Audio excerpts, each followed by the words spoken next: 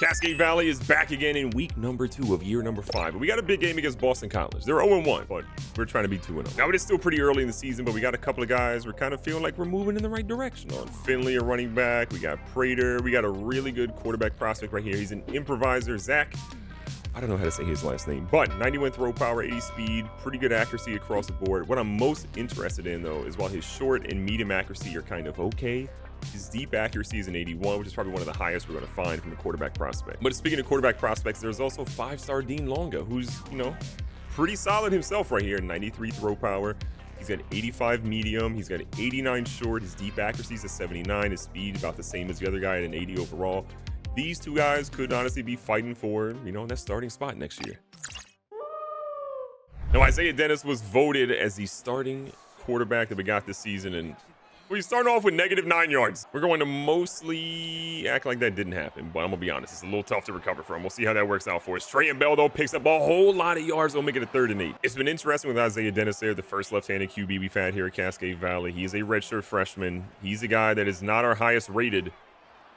And he gets hit as he throws, and Hector Omar has it goes off his hands. So after one of these single worst punts we have ever seen in our entire life, going 31 yards with them getting a 21-yard return on it. We're back out here on defense. Boston College back out here in shoddy. Looks like a little delayed handoff here, but a nice tackle by the lineman. Coming back out here in a little bit of man defense. See what they got on 3rd down and 8. This home crowd is going absolute crazy for the number 3 ranked Cascade Valley Coyotes. And will the quarterback ever go down? He will. One of the things we have to do, though, is get the ball to our talented running back in Dylan Fowler, who is one of the best, not just on this team, in the entire nation. Fowler should be one of those guys that is guaranteed to get 100+ yards every single time he's out there in a football game. But this team just has to do a better job of opening some gaps for him. Big 3rd down and 1 here. Got our guys. We're going to find Mayweather, who is trying to lay the boom every time he touches it. Dennis out here in the pistol, goes back. Little delay. I don't love the throw on that one, buddy. Off his back foot, and it goes straight to the hands of Boston College. So that Boston College gets the ball right back, and we are dealing with, the things that happen when you got a young quarterback out there.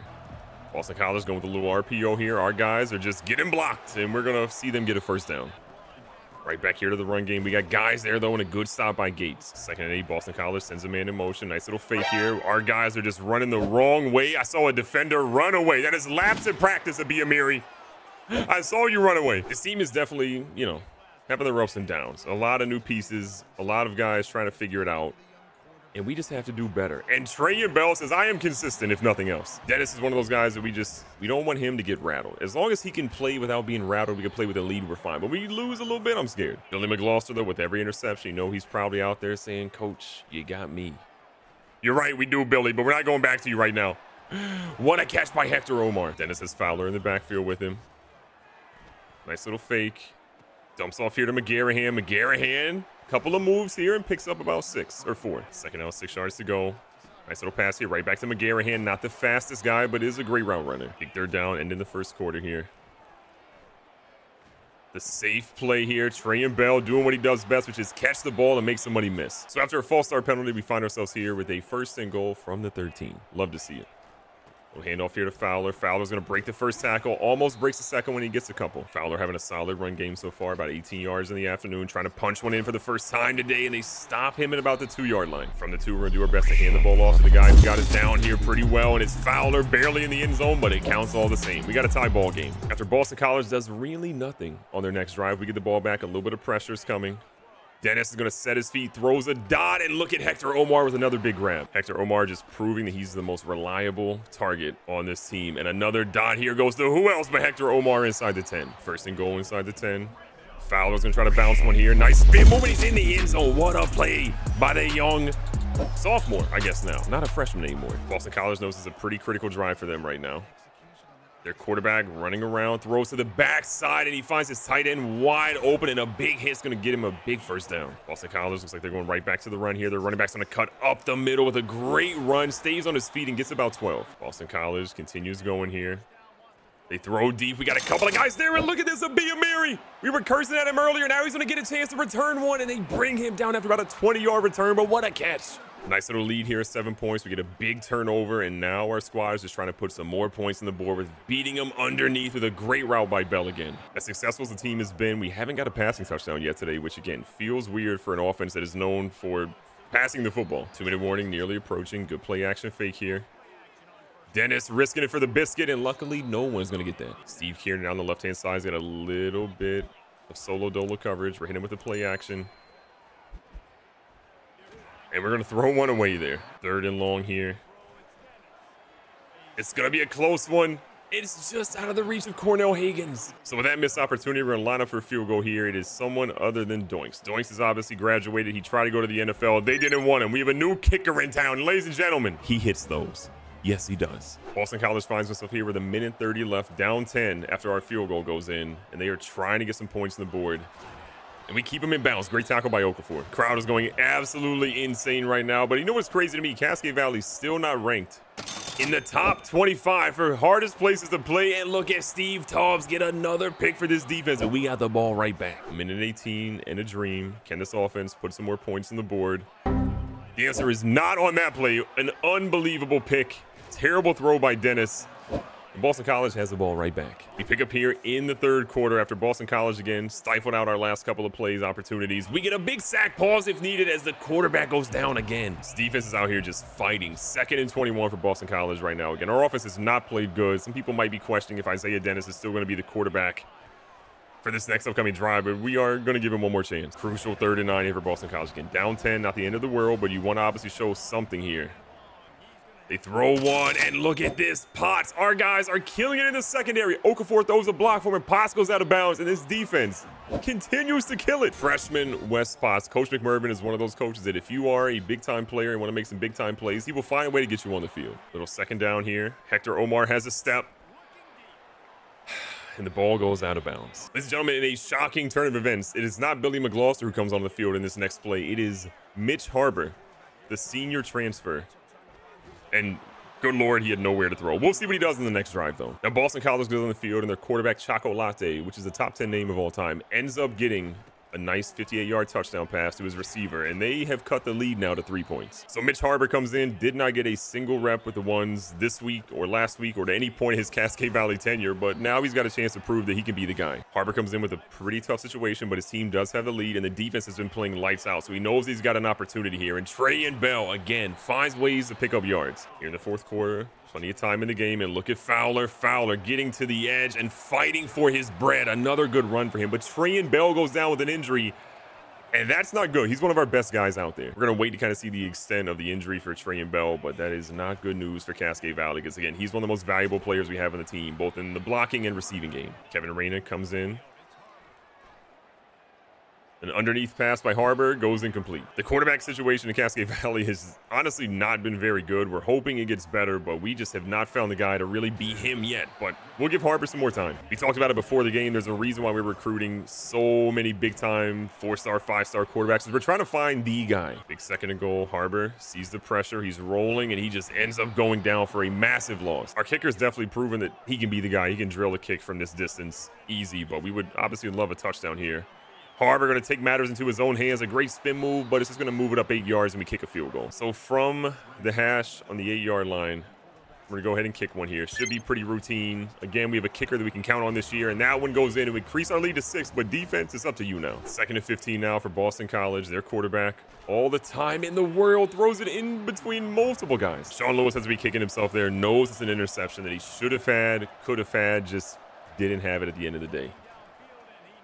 Their quarterback goes down, a double hit, and that's the 6th sack of the game for this team. Kindred, I believe, was one of the guys in there that half a sack. I just cannot get over how good and strong this defensive unit has been this season. While our offense is trying to figure out their identity, the defense is definitely going to be an all-timer. So with 3 minutes left, we just got to seal this game with a couple of good first downs. And oh my God, Dylan Fowler, a grown man. One more play before we hit the 2-minute warning. Fowler again, not much room up the middle of the field. Big opportunity. Harbor sees something. He's going to end up putting Omar on a streak. He likes what he sees. He throws one. Hector Omar deep down the field, and that one is going to seal the deal. What a toss from Harbor and catch by Omar. With that pass right there, Harbor definitely earned himself an opportunity to maybe, be the starter going into next week's game. That was an unbelievable throw. Shout out to Hector Omar again for the catch on that one, but just a great drive which ends up getting a 2-point conversion, which now makes it a 14-point game. We called game. And with that, like I said, we're going to walk out here with a massive W. 11 points in the 4th quarter, 17 points in the 2nd quarter. Didn't score anywhere else, but it didn't matter. Boston College, you're not good enough to beat us this year. Hector Omar, 5 catches, a $144, and a touchdown. That's the player of the game by far.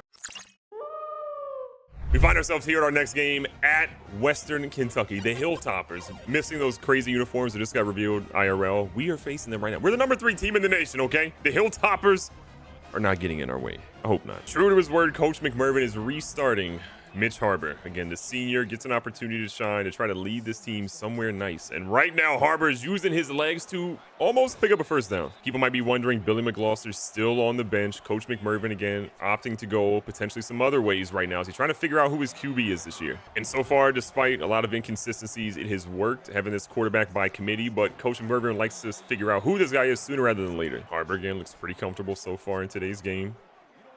Little deep pass here, a little behind, and Trey Bell, who was injured at the end of last game, is healthy now. Harbor so far absolutely cooking. Throws a dicey one, and that one is a great catch by McGarrahan. What a throw and catch. And as good as Harbor's been in this drive, we don't want to do a little bit too much here. We want to make sure we get the ball to our running back, too, as Fowler goes for nothing. Western Kentucky kind of stacking the line a little bit here. Harbor's going to keep this one. Harbor looking for some moves, going to get down after about 9. 3rd down, 1 yard to go. Harbor tries to step up a little bit, needed a little bit more time. That's going to be a field goal for CVU. So a solid drive, kind of falls apart a little bit late, but still, this is going to end up in points for Cascade Valley, and that's really all you really need. Western Kentucky hasn't really had a lot of success so far. They're picking up here on a later drive, trying to get something, and all they do is run into the guys at the defensive line of CVU. Quarterback for Western Kentucky looks a little shaken up there, and I would be too if I had to run into all these defensive players for Cascade Valley. Carmazzi looking to get something. Not a great return, but it is a little positive gain. Harbor lines up here in shotgun, start of the 2nd quarter with his running back Fowler in the backfield. Pitches one, and ladies and gentlemen, scholarships are nearly revoked after that play. Sometimes you see things happen on the football field and you just don't want to look anymore. Harbor is going to unleash one. He's got Hector Omar down the field, and Hector Omar is going to bring that one in. Harbor again. Oh no, Harbor didn't see the defensive back, and that was going to be an easy pick for Western Kentucky.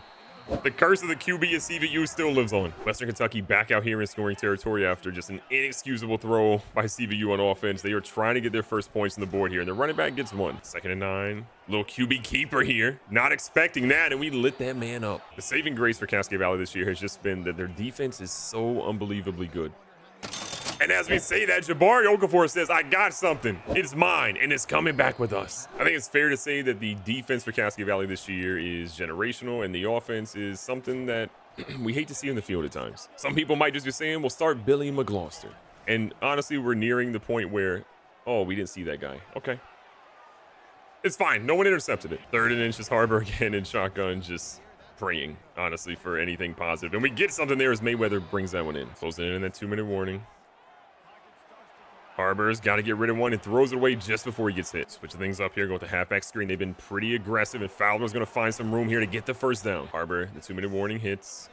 Oh, we're scared, and that was going to somehow be a catch. Looks like that was John Folk again, former, different position here for Cascade Valley. 3rd down to 5 again. We've been passing a ton. We necessarily don't need to, and that ball was just thrown behind. With 39 seconds left, CVU has managed to get the ball back, and look who is that quarterback. Lo and behold, Billy McGloster has returned into the game. And on the very first play of McGloster being back in there, Omar over the top. Western Kentucky ends up turning it over on a 4th down, and in comes McGloster. Ready to wheel and deal. McGloster out here running, throws one, and you can point the blame. Probably the man holding the controller on that one. Western Kentucky did end up getting a 50-ish yard touchdown pass.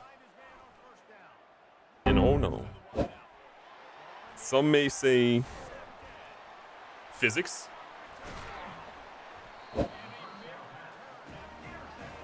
We know who the problem is. Cascade Valley's defense, once again, just put in a very difficult situation where they have to fight for their lives. After a 2-yard gain, Western Kentucky back out here with the run.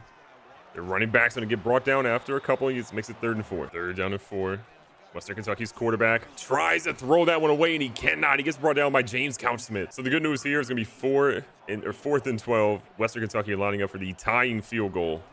That one is going to be up, and it's going to be good as we probably imagined it would be, and we just have to not throw the ball to the defense. That's it. Back out here on offense. We are just trying to not throw the football right now and get out of our own way. Gloucester, though, trying to, maybe be a little bit better than some of his counterparts, and that is a great dot here. We have no idea how this man caught it behind it, but we'll take it. You could argue that maybe there's so much movement at quarterback that nobody knows what to do. Nobody knows how to be just a quarterback because we remove them all the time. And all of that criticism and more would probably be fair, but we're out here trying to just win some games by throwing bad passes. 3rd down to 7 again. McGloster sees the blitz, knows he's got a tight end who can run, and just overthrows him, similar to the play we saw last game. So our brand new kicker with an 8-mile-an-hour wind at his back is going to try to nail one here.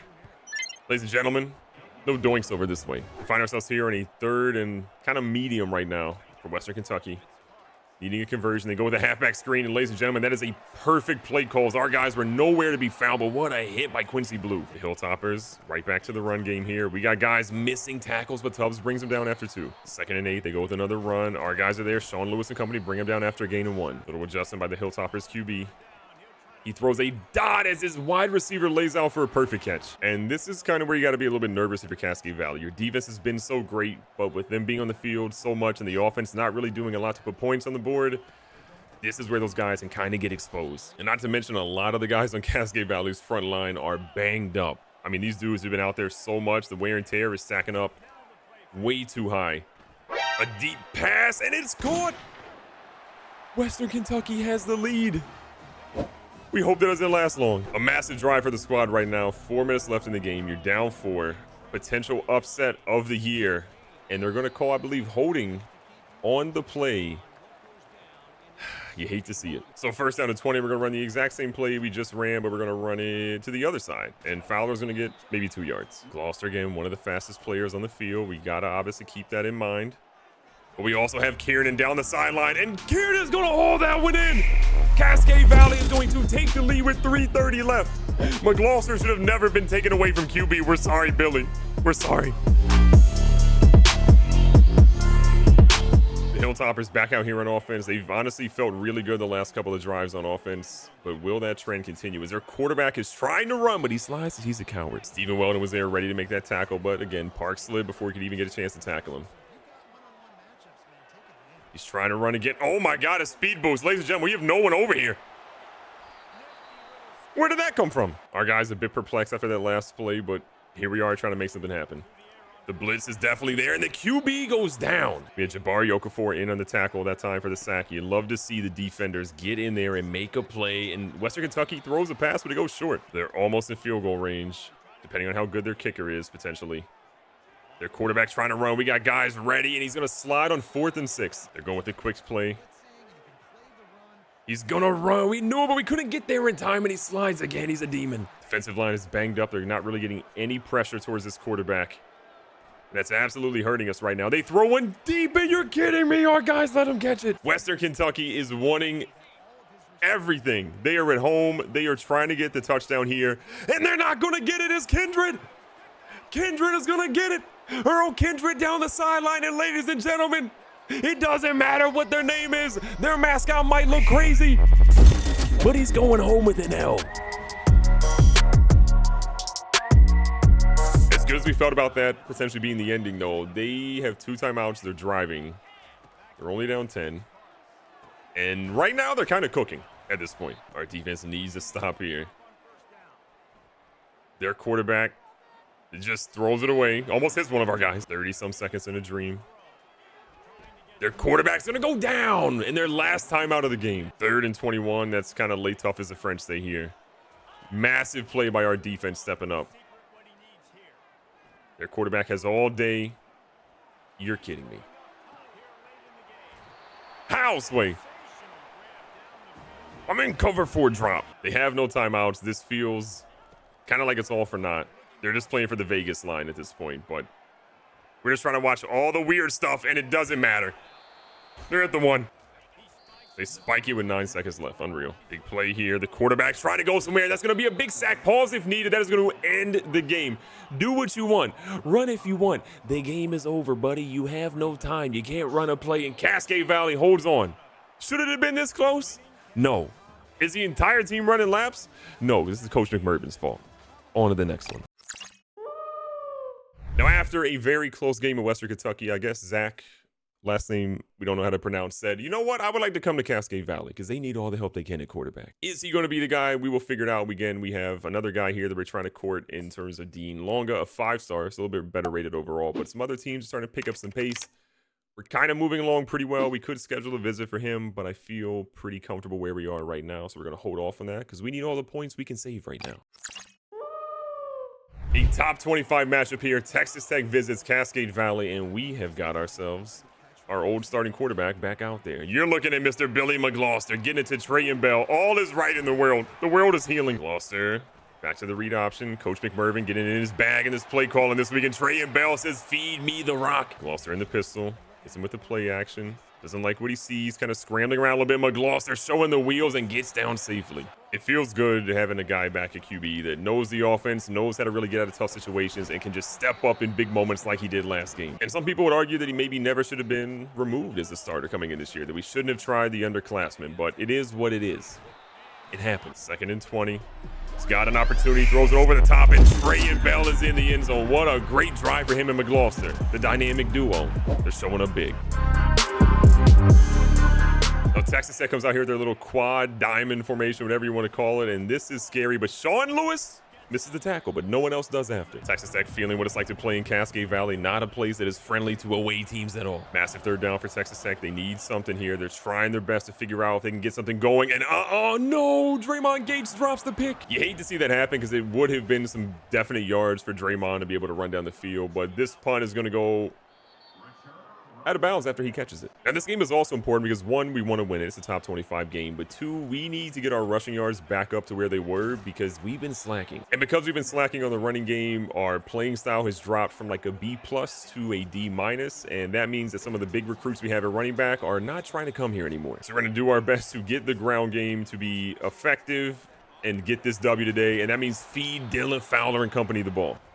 Right back at the run game. Fowler trying to get to the edge, but he doesn't quite get the speed he needs. 2nd down, Reyna pops in the game, and even the halfback screen's not working. The offense started off strong, but struggling a little bit here. McGloster feels some pressure, sees Hector Omar, throws it up. Hector Omar is different. A night game in Cascade Valley hits different, especially when you got a guy like Hector Omar making a catch like that with a throw like that from Billy McGloster. Unbelievable action. You love to see it. And McGloster says, hold on, buddy. We're coming home. A nice run up the middle, and McGloster's going to keep this thing moving for Cascade Valley. Texas Tech's first couple forays on offense have not really been great for them. They're trying to figure it out. And that is a great block that apparently was not a great block. They're going to call that one back. We're just trying to strip the ball there to see if we can get a turnover instead. But they are going to call that one, I believe, a block in the back. Or holding. Honestly, we'll take it regardless. Because of that penalty, they're going to end up getting the ball deep in their own territory. We're trying to keep them inside the 5. Let's see what they got here. They're going for it.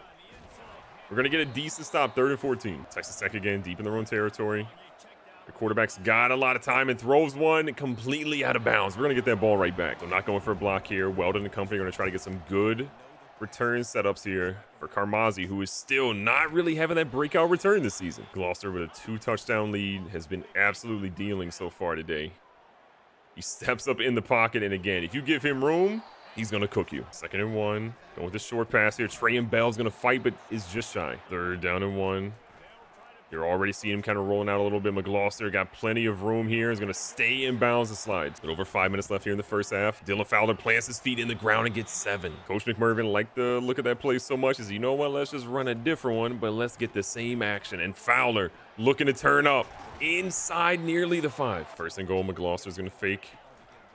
Little jet action here, and there's no blocking. Fowler loses one. Gloucester a little tired, but Coach McMervin says we're going to keep you in for one more play. Trying to get you in that end zone. He's going to fight to the 1. And rather than pull the man out, we keep him right back in there. He's going to walk in the end zone. Should have been untouched, but they tackled him late, but it does not matter. Dylan Fowler going to win a Heisman one day. We find ourselves back here after Texas Tech had to go 3 and out, punting the football. Monty Dog is in the game, and Monty Dog doing what he does best. Run for nearly a first. Dog's going to stay in right now. Gloucester, plenty of time. Sees it, drops it off. McGarrahan inside the 5. Literally killed, and a fumble recovery by who other than McGloster. He's earning that spot. McGarrahan's the guy that we want to have an opportunity to really get him some playing time, but he just, every time, he kind of makes us regret it a little bit. Fowler's up to 93 yards rushing game. We need a 200-yard rushing game as a team today because we need to prove to those recruits that you can come to Cascade Valley and run the football. and run it well. The 28-0 lead, something that's been unheard of for Cascade Valley. Maybe it's because we have McGloster back in the lineup and he's really just proven that he's the guy. Texas Tech is kind of struggling. They have no timeouts. They're going to try to go ahead and spike the football here and make it 3rd and 9. Not a lot of time left for them right now. Their quarterback making a couple of adjustments, but with 11 seconds, no timeouts, they're kind of putting themselves in a spot where they have to go for something that's pretty much short. He throws it away with 4 seconds. And so from the 31, this will be a 48-yard field goal from the right hash. It's not impossible if you got a good kicker. Their kick is up. This is going to be close. And it is barely good. Texas Tech is on the board, but they're still down 25. Back out here in the second half, trying to do what we do best, run that football. And look at Dylan Fowler. He says, get off me, little boy. Fowler really showing that we can run the football. It should hopefully improve our playing style, which has been drastically suffering, but we need more. But right now, we're going for a passing touchdown. Is Omar over the top again. Put some respect on his name. Texas Tech desperately trying to get that first touchdown of the game here. Salvo again in shot. He's going to hand this one off. Their halfback can't really find much of anything. 2nd and 10. They go with another run here. Our guys are going to miss. They got an opportunity. Another broken tackle, but what a hit, I believe, by Jabari Okafor. I know we've had some questions as well about who's going to wear number 8. Are we going to move it back to a senior? Jabari Okafor currently has it. We don't want to get rid of that number for him just yet. So the plan as it currently stands is to keep the number 8 on Jabari Okafor, and we will eventually switch it after he graduates or leaves for the NFL to a senior and then keep it there for the remainder of this series. All that though, and look at what we just did on defense. A great stop. They went for it on 4th down. Desperate times call for desperate measures, and they look pretty desperate right now. 2 minutes left here in the 3rd quarter. Kevin Reyna comes in the game and with a solid run gets us another first. Gloucester out here feels the internal pressure. Drops one, and Bell's going to pick up another grab. It's been a game from Gloucester. 8 for 10, almost 200 yards, multiple touchdowns this afternoon. It's what we've been looking for, honestly. And this is like the best game we played offensively all season long. Part of that has to be the fact that when the running game is working, the passing game is a whole lot easier, and vice versa. When those two factors are working for us, we are a tough team to beat. And Cornell Hagen's down the field, the senior. We feel like we've forgotten about him in recent weeks. Hagen's is a guy we've been so happy to have because, again, Cascade Valley is a university that appreciates a good tight end. Start of the 4th quarter, pretty commanding lead. We're just trying to get our guy Dylan Fowler back in the end zone yet again. He would be his 3rd touchdown of the afternoon. But even if he doesn't get in there, 18 for 129 and 2 touchdowns is a heck of a way to show that you can still run the football here in Cascade Valley. And Fowler again inside the 5. 1st and goal. The blocking lanes are there, and Fowler says one more spin, because why not? Cascade Valley is going to walk out of here with a massive blowout in a top 20 game. One of us look like a top 10 team. One of us looks like they shouldn't belong in FBS football at all. We'll take it. Well, we've had some tribulations at quarterback trying to figure out who's going to be the starter and what they're going to be doing. We figured out that McGloster is the best option for us right now and potentially for the future. 10 for 15, 242, and in 2 touchdowns is great on the ground. 27 attempts for Fowler, a $180 for him. We ran over 220 plus yards today, which is fantastic with 4 rushing touchdowns. And then the receiving side, some guys still late. Bell, 5 for 77. McGarrahan, we don't talk about it. Hector Omar, 2 for 117, and Hagen's 1 for 42. We didn't complete a ton of passes to a lot of different players, but I'm not mad at the results we got. And defensively, Jabari Okafor shows you why he wears number 8. 9 tackles for him, half a sack as well. We had 1 sack by Couch Smith and then half a sack by Okafor and by Toon. Interceptions, we had none. But when you dominate like this, it don't really matter. Be safe, be smart, tell somebody you love them. Catch you guys on the next one.